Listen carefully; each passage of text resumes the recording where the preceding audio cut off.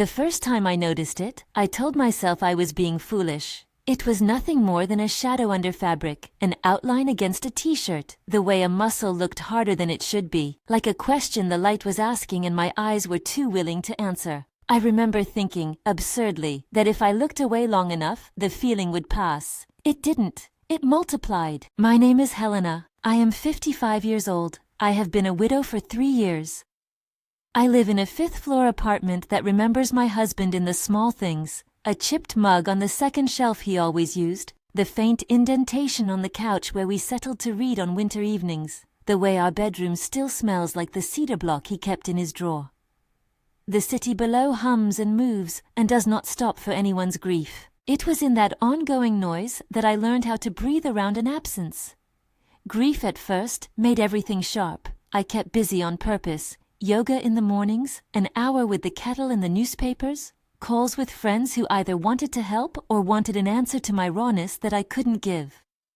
The first year I survived on rituals, the exact time to set the table, the particular playlist for making dinner. The second year the rituals frayed. By the third, they had stubbornly become habit, like an old coat you put on because the weather insists on being the same every day. People asked if I'd moved on. That question always felt like a small, inaccurate word pressed against the real thing. My son Bruno is 30. He has his own life, a job that keeps him late into the night, a laugh that fills the apartment when he comes home. He calls twice a week, sometimes more. He is careful with me in ways that feel both kind and patronizing. He hovers over my laundry problems, fixes my phone screen, brings groceries labeled with Mom in messy letters. He loves me, and I love him, and for the most part, our arrangement worked. He stayed with me when he could, but more and more he took apartments that let him disappear into his own map of friends and errands. He told me, one afternoon over burnt toast, that men in their 30s needed wiggle room. I pretended to understand. When Bruno asked if his friend Miguel could stay with us for a couple of weeks, my answer was slow. Bruno and Miguel were about the same age, both 30, and he said Miguel needed a place while he got his feet under him. He described Miguel as dependable, clean, a personal trainer who was good people. Bruno's voice had that quick, automatic reassurance parents give each other when they're trying to solve someone else's problem. He didn't consider my hesitation. He assumed I would say yes because I always had. So I did. I told myself it was practical. Company for the next 2 weeks, someone to take out the garbage, a body in the apartment at night so the empty corners wouldn't feel as cavernous. Practical reasons are a good place to stand when you don't want to admit that there may be another motive. I unpacked a spare pillow, folded an extra set of sheets, and for reasons I couldn't initially explain, I smoothed the duvet twice before he arrived. Miguel walked in with a duffel and a polite, measured smile. He was 30, clean-shaven, with hair that liked to curl in the front. He moved like someone who spent his life teaching bodies to obey commands. Efficient, sure of where his weight should be, aware of his posture in a way that made me notice my own. His hands were large when he put them out to greet me. They held a small, practical energy, like someone who knew how to tighten a bolt and how to fold a fitted sheet without cursing. "Thank you for having me," he said, and the words were straightforward, almost apologetic.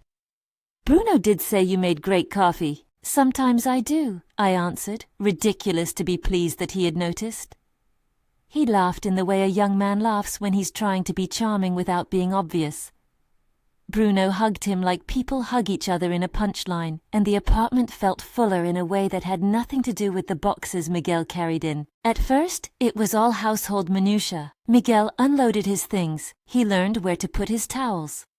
He rinsed pots without me needing to remind him. He cooked on Wednesday nights and generally left the kitchen less cluttered than he found it. I watched him move through the rooms as if he'd been part of this home long enough to have inherited the habit of leaving notes on the fridge. He was always careful with me. He addressed me by my name in a respectable voice, Helena, as though that placed him in the proper frame, a guest in the house of someone older. There was a civility to him that both comforted and annoyed me. I wanted someone to see me as I was, not as the older woman who needed caretaking. I wanted to feel seen and not pitied. Those early days were the most dangerous because they were ordinary. Ordinary is how small things accumulate into decisions. We ate together some nights, and sometimes Bruno stayed late and made a point to be present for meals, telling loud stories about his coworkers. Miguel listened. He smiled when appropriate and made small comments that suggested careful observation rather than opinion. There were accidental touches that the daylight excused, reaching for the same wine glass, hands brushing as we both reached for a pot lid.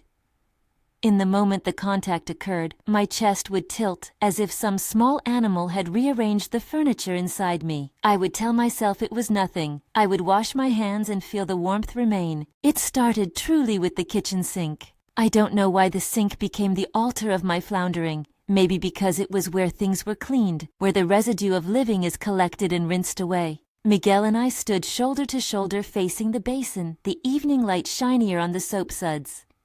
He hummed while he rubbed at a frying pan. I scrubbed a plate harder than it needed to be, using the motion as if the friction could erase the way my thoughts kept circling. "Do you want to stretch?" he asked casually, as if asking if I wanted more salt. "I stretch every morning," I said. "Show me." He looked over his shoulder with that same easy kindness he offered to everyone, an offer, not a command. I laughed, a small sound that tried to be bright. Not tonight. He wasn't pushy. That was one of the things that, in retrospect, made it worse. He didn't force, he suggested. He let the idea hover like steam over the sink, and then walked away. Later, when I found myself loosening my shoulders in the living room, mimicking a movement he had made, I felt almost amused at my own responsiveness. Old habits of the body are as insistent as grief. You teach your muscles one rhythm for decades, and they remember the pattern even after you forget why. There were nights when the apartment felt like another person breathing. The radiator sighed, the windows took in the city lights, and I would lie awake cataloging the sounds, measuring their distance from the place my husband once occupied in bed. I'd fit the memory of his hands across me into a small exact box and tuck it away. But memory, like a loose thread, can start a pull. In those hours, the mere closeness of a warm body downstairs felt like an answer I had almost forgotten how to ask for. Miguel made small, careful intrusions. Once, when I reached for a jar and it stuck, his hand covered mine, and he turned the lid with a half laugh. It was such a banal thing, a lid, a second in the motion of the evening, but I felt the entire room tilt. Later that week, he learned my coffee order exactly: 2 sugars, a dash of cardamom. He remembered the way the morning light hit the table when I drank it. He asked me to show him the photos of my husband. We stood shoulder to shoulder, the charity of someone looking at old pictures with affection and curiosity. He did not make jokes about the past. He honored it with that sort of quiet attention that can feel, at times, like reverence. I told myself stories to keep my balance. I told myself that I was being motherly, compassionate, helpful. I told myself that loneliness was an honest human thing, and that I had a right to seek company. But there were other, more fragile rehearsals going on inside me. I would catch my reflection in the microwave door and study the lines at the corner of my eyes and the way my hair was now more silver than not. Sometimes, in a private corner of me, appreciation for being looked at again surprised me like a warm hand on my shoulder. On one particular Sunday, we had dinner together. Bruno cooked a curry that filled the apartment with spices, and Miguel set the table with napkins folded in a manner I had not taught him. It was small theater. 3 characters sharing a scene we had done 1,000 times, but under a new script. Bruno told a story about a co-worker who had misplaced an entire weekend of emails, and the 3 of us laughed. There was an ease to his voice that evening, a sound I recognized as the music of someone who trusts the room. As the plates moved and the conversation flitted, I noticed the distance between Miguel and me. Our chairs were close at one end of the table. Under the table, his knee brushed mine when he moved. The space was a line on the map of the meal, 1 inch and a world of meaning. Bruno was between us more often than not. He is habitually generous with his presence, the kind of son who sits at the center outwardly, unafraid. He paid the bill online with his phone and told us he'd be working late on Monday, and when he left, he shouldered a hug heavy with thanks. His leaving shifted something in the room like the hand of a lighthouse switching off. When it was just Miguel and me, the conversation narrowed. He asked about my yoga, about the small rituals that kept me moving. We talked about the city, about how it had layered itself over the neighborhood in the last decade. His voice in those moments was soft, with a careful cadence, like someone calibrating a machine. We were cleaning the dishes together again, and the sink, as always, was busy with the afterlife of the meal. There are gestures that mean very little and gestures that mean everything. Miguel leaned across to grab a dish and his arm brushed my side. I smelled the faint scent of the soap he used and a trace of his cologne, clean and almost citrus. I did not move away. "Are you lonely?" he asked suddenly, not looking at me but at the gesture of my hands. I let my hands rest in the warm water and watched the bubbles collapse. "Sometimes," I said. "Do people ever stop being lonely? Or do we just learn to carry it better?" He smiled in that tentative way, and in his face the light rested approvingly. "Maybe we learn to keep company with it," he said.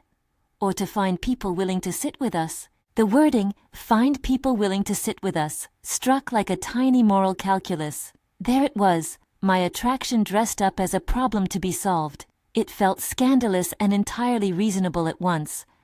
I felt guilty for even considering that my openness to company might be anything other than a practical choice. I knew the contours of my own need, and I knew, too, the risk in confusing the warmth of being seen with the kind of love that has consequences. Those consequences hovered in the corners of the apartment like unopened letters. I thought of Bruno, my boy with the quick laugh and the generous heart, and how his trust was not something to be handled carelessly. He had entrusted me with being his home, with making room for his friend. The thought of betraying that instinct tightened my throat. I told myself I would be careful. I promised myself, silently and stubbornly, that nothing would happen because of a misplaced glance or a tired night. But people do not act only on promises. We act on weather, the way a certain look can rain on a week of decisions. The small scenes of contact multiplied into patterns. Miguel began to linger after he'd finished tasks. He started to sit on the arm of the couch when I read, close enough that I could feel the presences of him like warmth against my arm.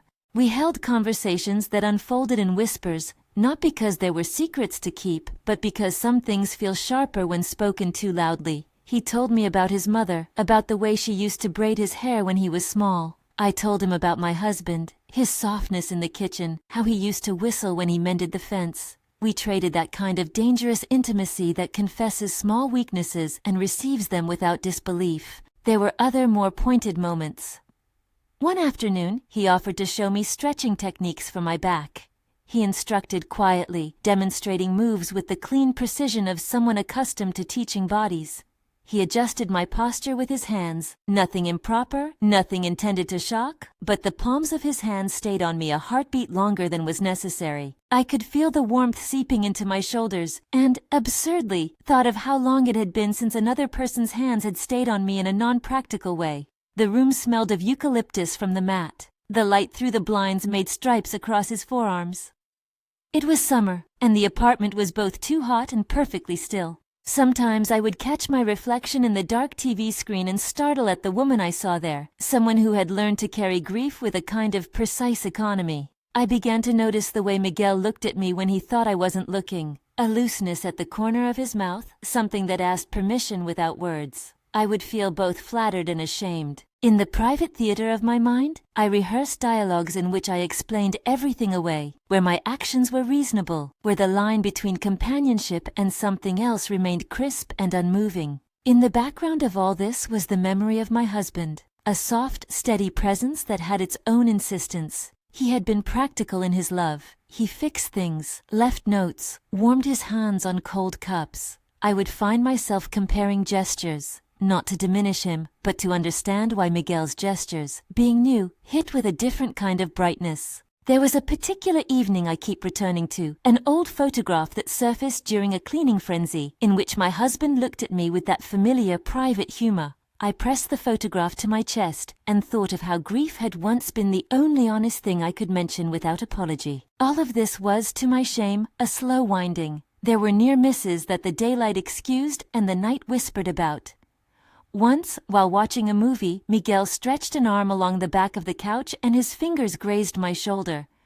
I flinched, then softened. We looked at each other for a fraction of a second that stretched into a small eternity. He said nothing. Later he cleared his throat and apologized for being intrusive in that offhand, gentle way of his. I told him not to apologize. The apology settled between us like an intermediate currency, acknowledgement without transgression. After that, the moments multiplied like small debts. a brush of hands in the laundry room, a lingering look across the living room, while Bruno's voice echoed from the bedroom. Each one was its own tiny gamble. I found excuses to be near him, to ask about a particular stretch, to request help reaching a high shelf, to leave a dish in the sink so that he'd wash up. The rationalizations grew taut, like a net that promised to catch me before I fell. I told myself he was lonely too, that this was mutual, that we were two adults making a complicated, consensual set of choices. Those sentences sat in my mouth like strange fruit, sweet and wrong. I keep thinking about how complicity is rarely obvious in the beginning. At first, it is kindness and convenience and the human tendency to fill empty spaces. Later, it is something else. An understanding that goes beyond convenience into need. I felt that shift like a tide under my feet. I could sense the sand moving, and I still refused, sometimes proudly, to step back. Then there were the small acts of care that felt, in the darkness, like a reprieve. One rainy afternoon, Miguel brewed tea and brought me a cup without asking. He placed the cup on the saucer with the same precise hands he used at the gym, and when he handed it to me, our fingers touched. I tasted the tea and the memory of my husband's hands both at once. For a moment, I couldn't tell which memory belonged to which feeling. I felt brave and foolish and alive and ashamed all at once, an impossible bouquet. Bruno was unaware, in the way children are unaware of the complexity that forms around them. He trusted us to be ordinary, to be his family in the easy, unquestioned way that only children really can. He asked Miguel one night, over leftover curry, to stay for another week because his new apartment situation had been delayed, and Miguel agreed without hesitation. "It's fine," Miguel said. "I can help around." Bruno clapped him on the shoulder, oblivious to the tension in the room I could taste like salt. It was during this extension, when the temporary fixture in our lives became marginally less temporary, that the habits hardened. Miguel's presence began to feel less like an addendum, and more like a new element in the house's DNA. He adjusted the thermostat to a temperature I liked.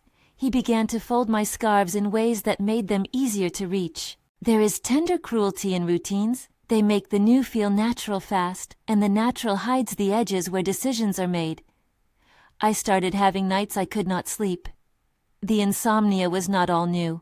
My husband's death had taught me many ways to keep vigil, but now insomnia came with a restlessness that had a name. I would lie awake counting the gutters of light on the wall, thinking not in paragraphs but in images. The way Miguel's hand closed around a door handle, the quick tilt of his head when he laughed. Around 2 in the morning, the city below would quiet to a distant murmur, and the apartment's small noises became loud as thunder. My telephone would be a weightless thing at the bedside, and I would imagine Bruno safe in his new life and feel both proud and guilty. On one of those nights, I wandered into the living room and found Miguel sitting at the table bent over his phone. He looked up as I entered and gave me a smile that carried no plan but seemed, somehow, to map possibilities. We talked about nothing. The night, the weather, the smallness of the city, until the silence like a third person settled. "I should go to bed," I said at last. "Do you want some water?" he offered. "I do." He brought a glass and left it on the small table beside my chair, and when his fingers brushed mine, something in me answered without instruction. We stood there for a second too long. That was the evening the line began to look less like a border and more like a suggestion. There were moments later when I wondered if I had wanted the line to shift. I thought of my husband and how he would have hated me to be pathetic, how he would have suggested practical changes. I also thought, with a sharp pinch of shame, of how often in life the heart ignores the plan you lay out for it. In my more private hours, I tried to name the thing I feared or desired. Was it craving? Company? The sense of being admired? A desire for touch so that my skin could remember what warmth felt like? All of these answers sat next to each other, and none were entirely satisfying. A particular Tuesday stands out. Bruno had been sent out of town for a work seminar and would return on Friday. The apartment was quieter, the kind of quiet that collects its own dust. I was making soup, simple, a comfort routine, and the sound of the ladle in the pot felt like punctuation. Miguel sat at the kitchen counter and read the news on his phone. He hummed softly with a tune I recognized as something his clients probably played in the gym. Do you ever miss him more on days like this? Miguel asked suddenly, not looking at me. I stirred the soup and watched the spoon spin, seeing a small whirlpool like the center of some private weather system I could not control. Yes, I said. Especially when it's soft outside and I don't know how to fill the spaces between things. He tilted his head. I don't have that sort of history, he admitted. My parents are... He faltered for a moment, then shrugged. We don't have any ghosts. Ghosts make a home interesting, I said, attempting humor. It landed thin and I felt it. He came over to help me ladle the soup into bowls. Our hands brushed. The contact was accidental and tender. He paused, fingers lightly resting on my wrist as if steadying me. I looked up and we held each other's gaze for a time that was nothing like the polite attention of a guest and everything like a private conversation. I'm sorry, he said softly, as if for the length of the pause. For what? I asked, because in that moment I wanted to keep the small honesty between us. For being, if I'm imposing. You're not imposing, I said, though the word felt hollow. We ate the soup at the table and the plates were nearly empty when Bruno called to say his flight had been delayed and he'd likely not make it back tonight. He sounded the way someone sounds when they're pleased they're making us worry less. Don't worry, Mom, he said. I'll be there tomorrow night, okay? Okay, I said. When he hung up, the apartment hummed in a different way. The clock counted forward without mercy.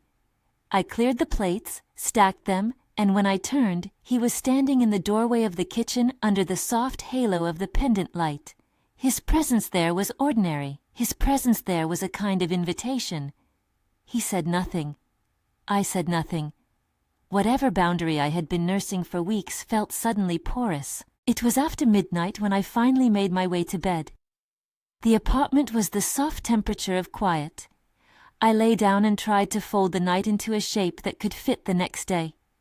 I listened to my breathing and let the memory of my husband's hand be what steadied me. At 2 a.m, a knock came at my door. It was simple, deliberate, 3 soft raps, not urgent, not frantic. It sat there in the dark like a punctuation mark. Everything in me froze as if the house itself understood the importance of that sound. I lay there counting the space between the beats of my heart and the weight of the question that the knock carried. Was it Miguel? Had something happened? Or was this just the night deciding to make its voice heard? I could hear the faintest movement in the hallway, a shoe on the tile, the shuffling of someone light as a breath. The city outside was a dim smear of light beyond the curtains. My bedroom was suddenly too bright, full of the small noises that meant decision. I slipped from the bed, the sheets whispering, and padded to the door. My hand touched the knob and the metal was cool. The corridor smelled faintly of lemon cleaner. I realized then that every possible answer had already been rehearsed in my head. Every rationalization and every confession. The doorknob was not a thing. It was a hinge upon which the future might open. I am not proud of how long I hesitated. People explain such pauses as a contest between caution and desire. I felt both at combat and in strange alliance. I thought of Bruno asleep in a hotel room, of the trust in his voice, and I measured that against the absurd, aching desire for company that had been building like slow rain. I thought of promises I'd made to myself about lines I would not cross. I thought, with a clarity that was like a physical ache, that the rest of my life could be altered by the turn of a latch. The knock came again, an ordinary sound, now heavy with consequence. I opened the door. He stood in the hallway under the pale stairwell light like someone who had rehearsed his composure, and for a heartbeat I only registered shapes. The outline of his shoulders, the curl of hair at his forehead, the way his breath fogged the air between us. He smelled of lemon cleaner and the faint, disciplined tang of gym sweat, clean, not coarse, the scent of someone who takes care of what his body is. His eyes were darker than usual, as if the night had softened them. Helena, he said, and his voice was small in a way that made me immediately want to be careful with it. I couldn't sleep. There was no theatrics, no storm of confessions. The sentence itself, simple, almost impotent, contained everything and nothing. I wanted to close the door, to go back to the bed where the empty side knew the weight of my decisions. I wanted, too, to invite him in, to measure what warmth might do to the cold I'd grown adept at carrying. "Come in," I heard myself say, which surprised me because the invitation felt like permission as much as it felt like a surrender. He crossed the threshold and wiped his shoes on the mat. For a moment we stood in the dim foyer, the rest of the apartment muffled behind the closed door, as if the room had become a separate country where different rules applied. Miguel held his hands in front of him, fingers intertwined, like someone attempting a quiet prayer. "I didn't want to bother you," he said, "but He stopped and took a breath. "I think about things, and then they won't let me sleep." "What things?" I asked, because asking felt less dangerous than confessing that I too had been awake for hours making lists of small images. "About you." He finally met my eyes in a way that made me feel both seen and irresolute. "About how you move around the apartment, the way you make coffee. I didn't know it would be like this, and I didn't." He found no polite ending for that sentence, and it hung between us, naked and obvious. I could have told him then about the vows I kept to myself, the lines I had drawn in invisible ink. I could have reminded him of the thing that everyone knows but pretends not to, that a mother, even one who is 55 and tired and aching, is still the steward of her child's home and trust. I could have recited the word Bruno like a litany, and closed the door with the certainty of duty. Instead, I stepped aside. The movement was infinitesimal, an allowance rather than an action. He smelled closer then, citrus and eucalyptus, and his presence filled the hallway in a way that made my heart stumble. He moved with a careful gentleness, standing as if afraid to break something fragile by accident. He looked older than 30 in that moment, as if loneliness had carved a small maturity into him. We sat at the small table under the pendant light, 2 cups of cold coffee between us. He confessed in small disordered sentences, how he admired the way I kept my husband's photographs, how he liked the sound of my laugh when I forgot to filter it for anyone younger, how he had been watching for months and had tried to convince himself it was nothing. His confessions were not theatrical, they were the sort of honest, clumsy things one admits when the dark becomes too loud. "I didn't mean to make you feel uncomfortable," he said. Sometimes I want to be somewhere I can breathe." "You can breathe in your own place," I replied, the sentence denying and confirming at once. "You don't have to." "I know," he interrupted. "But when I'm here, it feels like the city softens. It feels safe." He searched my face for permission to say more, and when he didn't find it, touched my hand as if to read the temperature there. His fingers were warm and sure. The contact was brief and ordinary, but it compressed the air between us into something sharper. I remember thinking, with a child's clarity, that I could put my hand in his, and it would be like following the line back to a story I had once finished. Or that it could be an unpicking of seams I had spent years sewing. We tried to define it in practical terms, companionship, momentary solace, but the language felt thin. There are things that start as practicalities and take on a moral weight by being repeated. We were 2 adults sliding into a particular habit. The habit of being available to each other at hours when the rest of the world was asleep and too tired to interfere. When he kissed me, it was not like the novels where everything rearranges itself in a single decisive moment. It was softer, almost hesitant, as if he were testing the truth of what we both had been avoiding. He pressed his forehead against mine and asked for something that had no clear name. I answered without thinking, because there are times when the body decides before the mind can draft an apology. We did not speak of Bruno. We did not speak of the rules or the possible ruptures. The apartment spun in a circle around us, and nothing in its orbit could be certain anymore. Afterward, we lay on the couch with a blanket thrown over our knees, listening to the radiator and the distant rhythm of the city. I felt a relief that was immediate, and then, just as quick, a heavier, more complicated ache. There was euphoria in being chosen, simple, old, immediate, followed by the residual sharper ache of consequence. The first morning after, I woke to the light through the blinds and a sensation like a bruise. Miguel was in the kitchen making coffee, moving around with the ease of someone who has been given a small permission. When he looked at me, there was a softness that belonged to someone who had shared a secret. He brought me a cup and held it with both hands like it was something breakable. "How are you?" he asked, as if he were checking a patient who might still be febrile. "I feel complicated," I said. The word was insufficient, but it was honest. He sat beside me. We did not speak of what had happened in wholesale sentences. Instead, we catalogued small acts. the placement of a cushion, the correct temperature of the coffee, what songs felt right to play at noon. The days that followed were like that, filled with small domestic rituals that made less and less of a distinction between the practical and the intimate. We learned each other's rhythms in an accelerated time, what time I preferred my tea, how I liked the light to fall on my books, where I kept the extra blanket. There were touches that felt, in daylight, like theft, a hand lingering on my lower back as he guided me around a crowded room, fingers brushing my hair when I reached and could not find the top shelf. We hid in plain sight, folding laundry together on the couch, sharing a toothbrush for lack of better words when the seashell toilets insisted on being small. We invented reasons to be near each other. He would ask for a moment to discuss plans with Bruno, and then, while we sat on opposite sides of the table, our knees would find each other under the surface worlds of forks and plates. The guilt arrived like a secondary weather system. There were afternoons when the city felt like a judgmental witness, windows catching the sun and seeming to spotlight the small transgressions of our companionship.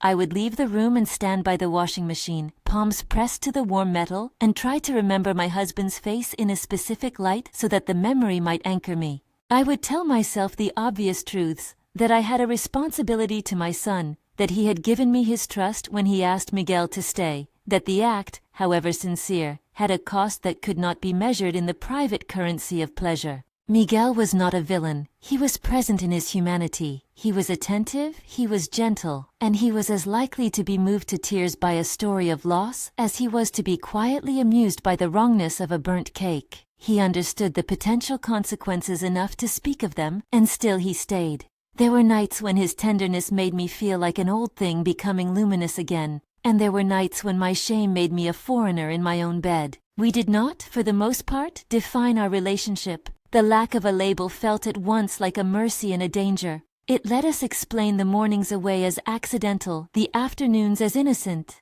Yet without definitions, the moral shape of what we were doing was like a house without walls. You could not know where one room ended and another began. On the third day, we moved in a rhythm that made secrecy a craft. I would slip a note by the kettle, out for yoga, and he would answer, in a handwriting that looked almost boyish. Stretch later, we began to invent a lexicon of half-statements and small rituals, a hand on a back, a look across a table, the way one of us would leave the television on low so the sound covered any small noise of movement. The intimacy settled into corners like dust and took its place among the teacups and the photos.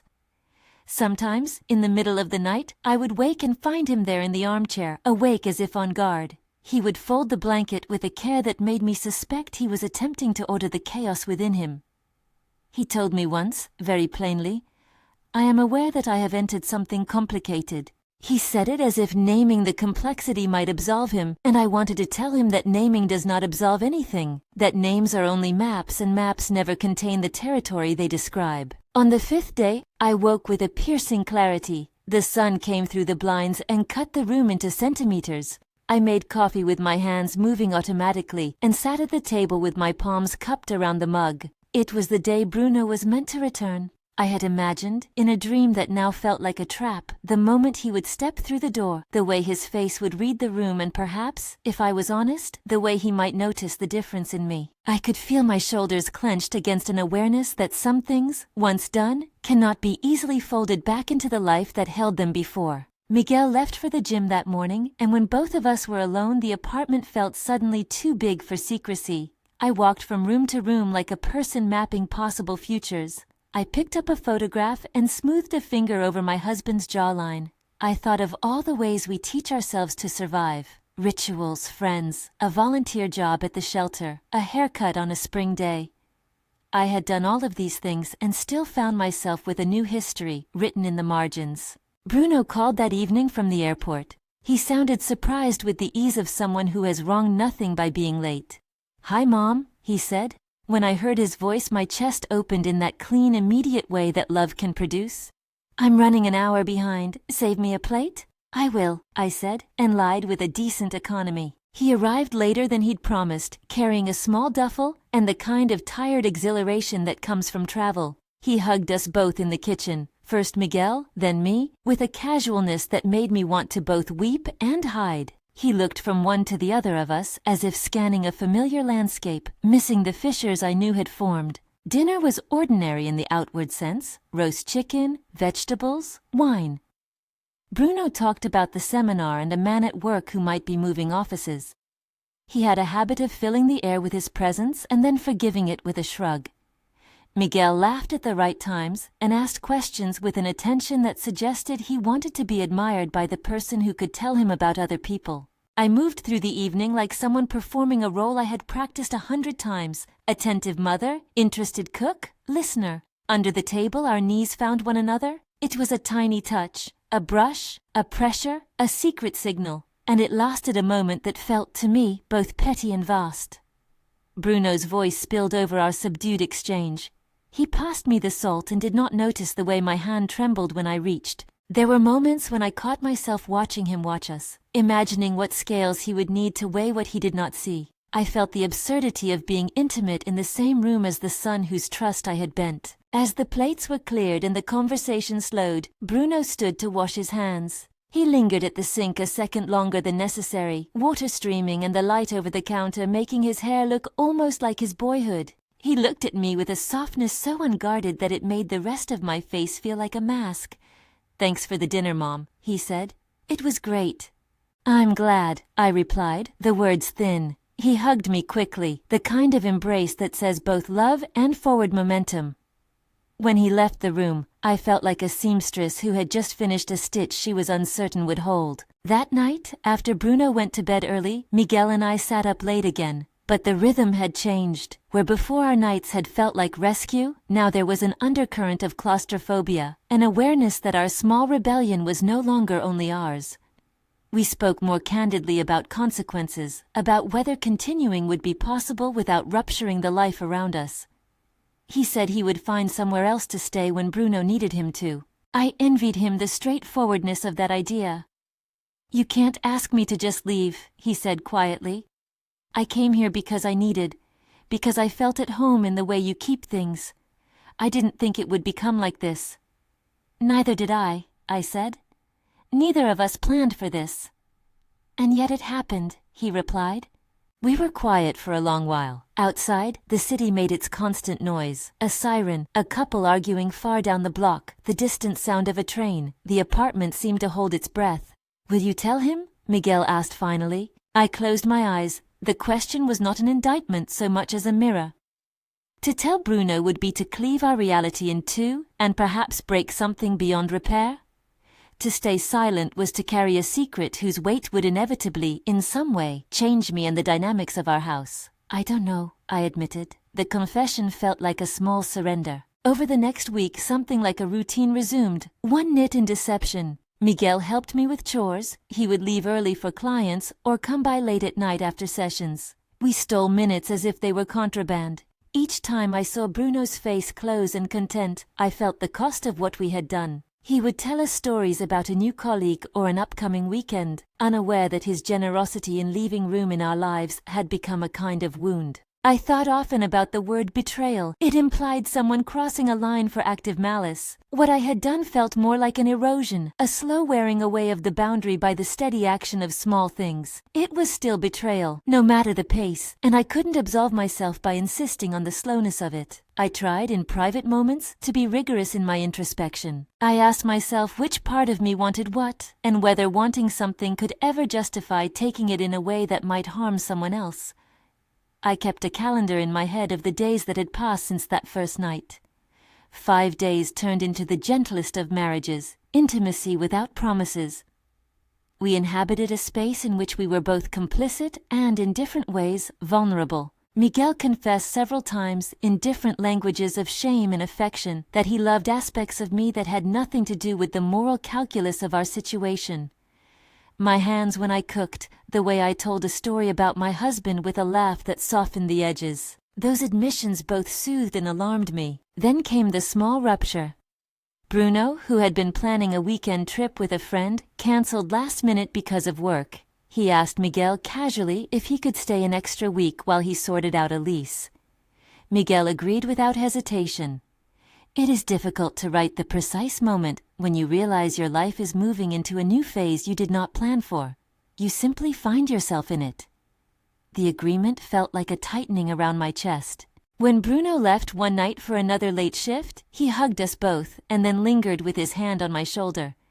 "Take care," he said. "Call me if anything's off." "I will," I said, which meant everything and nothing.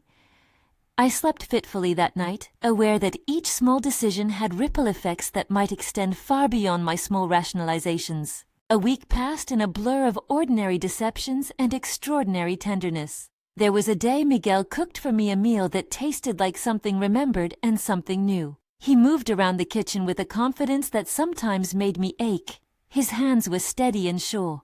He would sometimes fall asleep in the chair, and I would brush his hair back and think of how different the contours of our lives were, and yet how painfully similar the ache of missing someone can be. And then the fracture deepened. Bruno, due back that Friday, texted to say his plans had changed and he would return a day earlier. I remember the slight rise in my body like a tide. My stomach folded in on itself. Miguel was quiet when I told him, and for the first time I wondered about the loyalty we had bartered for comfort. "He should get his own space," he said finally, not with aggression but with a careful economy of thought. "If you want me to leave, I will." "I don't want you to be thrown out like yesterday's news," I said blunderingly, because there was a part of me that wanted to protect him even as I feared the cost. It was an instinct I recognized as maternal in a different register, protecting the person who had become my companion even if protecting him meant exposing myself. When Bruno returned earlier than expected, there was an odd choreography to the evening. He came home with the same easy habitual presence as always, the kind of entrance that makes a house feel like it belongs to someone again. He hugged us both. He made coffee. We laughed at something on television. It was ordinary in the way that danger sometimes hides in plain sight. He went to his room early with a promise of an early morning call to arrange a meeting at work. The apartment hummed with the familiar sounds of life. After he left the next morning, I found a note on the kitchen counter. "Mom, thanks for having Miguel these past weeks. You're a lifesaver. BR." The note was ordinary, as if he had no idea of the lives that had quietly shifted in his absence. The ink looked almost like a benediction. I kept reading the note as if its paper could tell me how to proceed. I wanted to be brave in some private ethical way. I wanted to do the right thing because there is honesty in rightness. I thought of telling him outright, half resolved, half terrified of the fallout, and then thought, pragmatically, of the possible devastation. A son who might feel betrayed not only by the loss of fidelity, but by the intimate place he had left in my home. How could I possibly shoulder that? In my mind, the word confess looked like a cliff, noble to stand at and scary to jump from. Miguel noticed my distance. He sat opposite me at the table, fingers around a mug, and asked the quiet question every responsible person must eventually ask when love intersects with loyalty. "Do you want this to continue?" he asked, his voice threaded with fatigue. I thought of the way the apartment felt when it was just my husband and me, stable, predictable, threaded with small rituals that had been more honest in their ordinariness. I thought of the bright, terrifying feeling now that I had been seen again, loved, desired. I thought of Bruno, my boy who trusted the walls of his home, and I thought of my husband with a tenderness that was not a bar against being wrong, but a compass toward truth. "I don't know," I said. The word was a small weapon and a small mercy. It acknowledged that I had not thought through the long arc of consequences. It admitted that desire and guilt can occupy the same chest, and that choosing between them is rarely straightforward. Miguel nodded, as if he had expected my confusion and had already folded it into his own. We did not speak of leaving. Neither of us proposed it, and in the quiet between words, the apartment felt like a country with no passport. We shared afternoons of light reading and evenings of muted television where our hands sometimes found each other in the dark. There was a sweetness to our arrangement and a corrosive knowledge that it would not survive scrutiny. One night, late, I found myself standing at the window watching the city lights. They were indifferent and beautiful, indifferent in a way that made my transgressions seem small and catastrophic at once. Miguel stood behind me and wrapped his arms around my waist. I rested my hands on his, feeling the heat of his skin through the fabric of his shirt.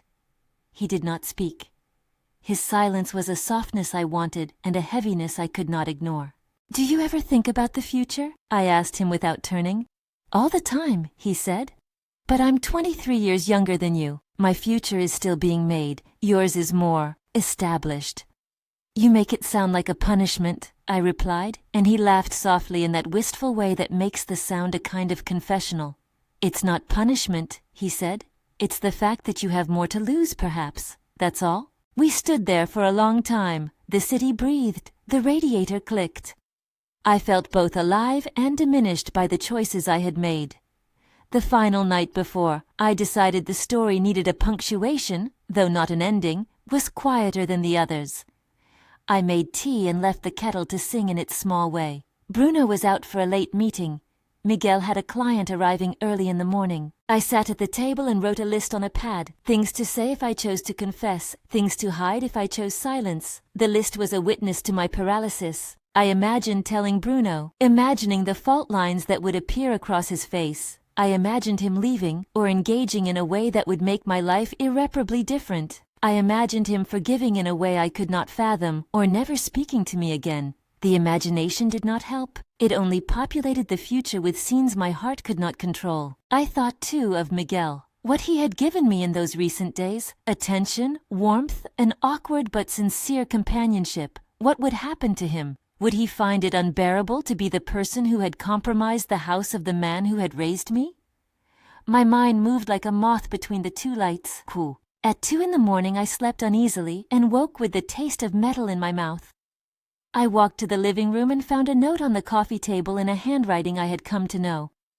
Let's talk tomorrow. We need to decide how we'll move forward, together or apart. He had left it there in the daylight hours, honest, responsible. It felt like a small act of courage and something else too, a test. I did not answer that night. The next morning I picked up the note and felt the paper between my fingers like a fragile map. I knew I had to decide whether to break the secret or to bind myself to it by continuing. Neither option felt moral in a purely neat sense. Both would exact a cost. When Bruno arrived home that evening, with the light coming in from the hall and the air smelling faintly of autumn, he did not notice the tension between Miguel and me the way I did. He told us about a new project and the way the city looked in late September. He put his bag down and hugged me, and then sat with us at the table as he always did. The conversation flew over us like a familiar bird.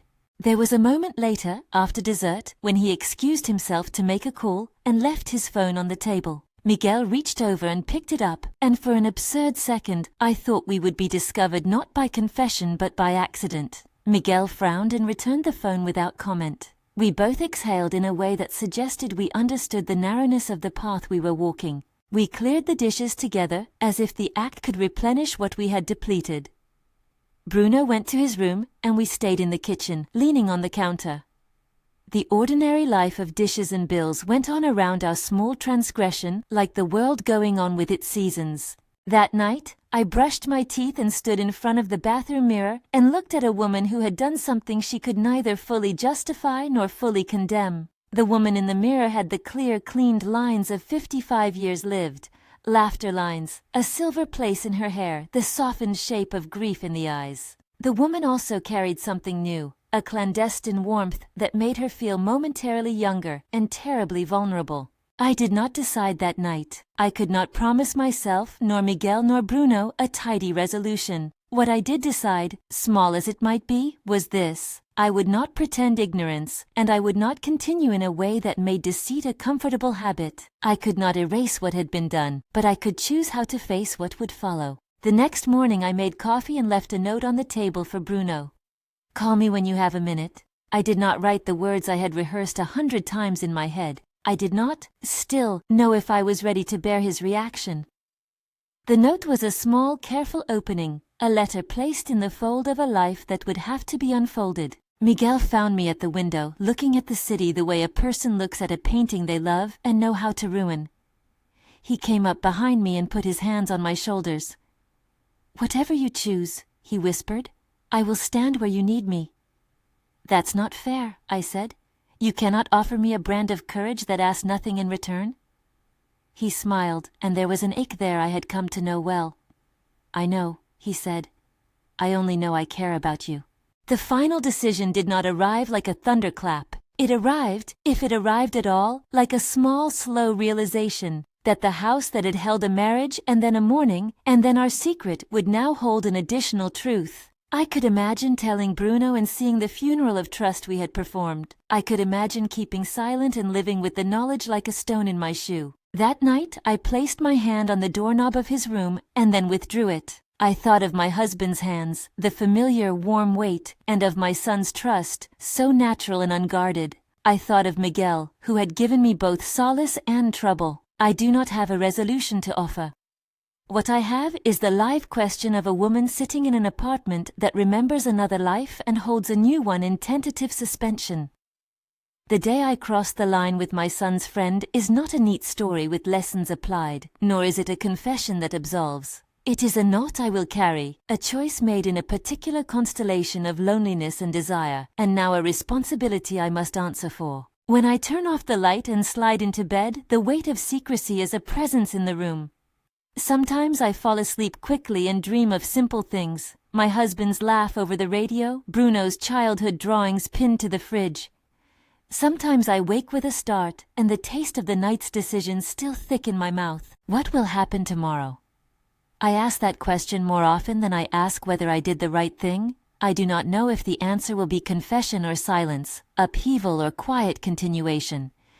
I only know that the future has changed shape and that the cost of that change is not mine alone to bear. If this story has reached you in some small place, stay with it, leave a thought, a reflection, because I will be here, trying to live with what I have done, and listening to what the city tells me about living and loving imperfectly. If you want more confessions like this, subscribe. If you have words, share them. For now, the door remains closed, and the lights of the city blink on, patient and indifferent.